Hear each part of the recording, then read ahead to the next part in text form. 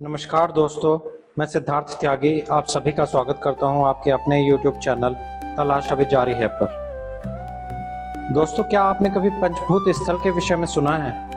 अगर नहीं तो आज का ये वीडियो आप सभी के लिए है। पंचभूत स्थल शिव को समर्पित उन 5 मंदिरों को संदर्भित करता है जिनमें से प्रत्येक स्थल प्रकृति के 5 प्रमुख तत्वों की अभिव्यक्ति का प्रतिनिधित्व करते हैं। प्रकृति के 5 तत्वों में आकाश, वायु, अग्नि, जल और पृथ्वी हैं। शिव पुराण के अनुसार शिव से ईशान उत्पन्न हुए, ईशान से 5 मिथुन उत्पन्न हुए। इनमें पहला मिथुन आकाश, दूसरा वायु, तीसरा अग्नि, चौथा जल और 5वां मिथुन पृथ्वी है।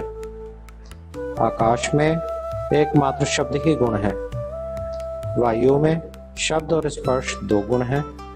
अग्नि में शब्द, स्पर्श, रूप 3 गुण हैं। जल में शब्द, स्पर्श, रूप और रस ये 4 गुण पाए जाते हैं। और पृथ्वी में शब्द, स्पर्श, रूप, रस और गंध ये 5 गुण माने गए हैं। पंच तत्वों का प्रतिनिधित्व करने वाले ये 5 मंदिर दक्षिण भारत में स्थित हैं, जिनमें से 4 तमिलनाडु में और 1 आंध्र प्रदेश में है। ऐसा माना जाता है कि प्रकृति के 5 तत्व तो मंदिरों के 5 शिवलिंगों में निहित हैं। प्रत्येक लिंग का नाम इन तत्वों के नाम के आधार पर रखा गया है। आज हम इन्हीं पंचभूतों में से एक अग्नि तत्व से निहित अग्निलिंग या अरुणाचलेश्वर शिवलिंग का रहस्य यहाँ जानेंगे। यह अग्निलिंग तमिलनाडु के तिरुवन्नामलई में स्थित है। यहाँ शिव की पूजा अरुणाचलेश्वर के रूप में की जाती है। अरुणाचलेश्वर लिंग या अग्निलिंग के संदर्भ में शिव पुराण और स्कंद पुराण में वर्णन मिलता है। शिव पुराण के अनुसार कल्याणकारी परमेश्वर सांब सदाशिव ने ब्रह्मा जी को अपने दाहिने अंग से उत्पन्न किया और तुरंत ही अपनी माया से मोहित करके नारायण देव के नाभि कमल में डाल दिया और लीला पूर्वक ब्रह्मा जी को नारायण के नाभि कमल से उत्पन्न किया। भगवान शिव की माया से मोहित होने के कारण ब्रह्मा जी की ज्ञान शक्ति इतनी दुर्बल हो गई कि उन्होंने इस कमल को ही अपने शरीर का जनक और पिता जान लिया। ब्रह्मा जी कहते हैं, मैं कौन हूँ, मेरा कार्य क्या है, मैं किसका पुत्र होकर उत्पन्न हुआ हूँ और किसने मेरा निर्माण किया है। इस प्रकार संशय में पड़े हुए मेरे मन में यह विचार आया, मैं किस लिए मोह में पड़ा हूँ। जिसने मुझे उत्पन्न किया उसका पता लगाना बहुत सरल है। इस कमल पुष्प का जो ये पत्रयुक्त नाल है उसका उद्गम जल के भीतर नीचे की ओर है। जिसने मुझे उत्पन्न किया है वह पुरुष भी वही होगा, इसमें संशय नहीं। ऐसा निश्चय करके ब्रह्मा जी कमल से नीचे उतरे और कमल की एक नाल में भ्रमण करते हुए उन्हें सैकड़ों वर्ष बीत गए, परंतु उन्हें उस नाभि कमल का उद्गम स्थान नहीं मिला।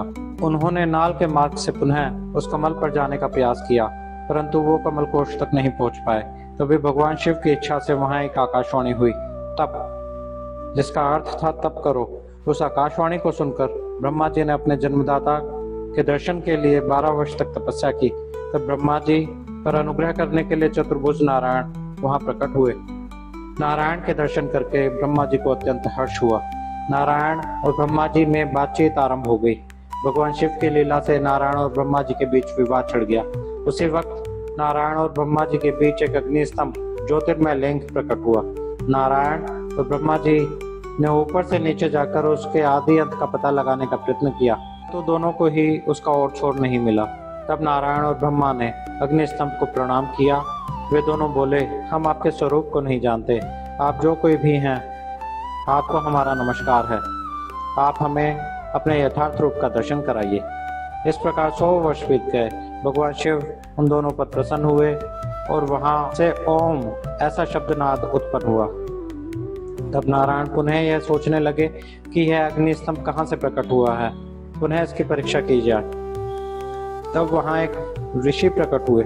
उन्हें ऋषि के द्वारा श्रीहरि ने जाना कि शब्द में शरीर वाले परमलिंग के रूप में साक्षात महादेव यहाँ प्रकट हुए हैं। शिवजी ने कहा, जब मैं ज्योतिर्मय स्तंभ के रूप में प्रकट हुआ था, प्रकट होकर बहुत बड़ा हो गया था, अतः उस लिंग के कारण यह भूतल लिंग स्थान के नाम से प्रसिद्ध होगा। अग्नि के पहाड़ जैसा यह शिवलिंग यहाँ प्रकट हुआ है। इसके कारण यह स्थान अरुणाचल के नाम से प्रसिद्ध होगा।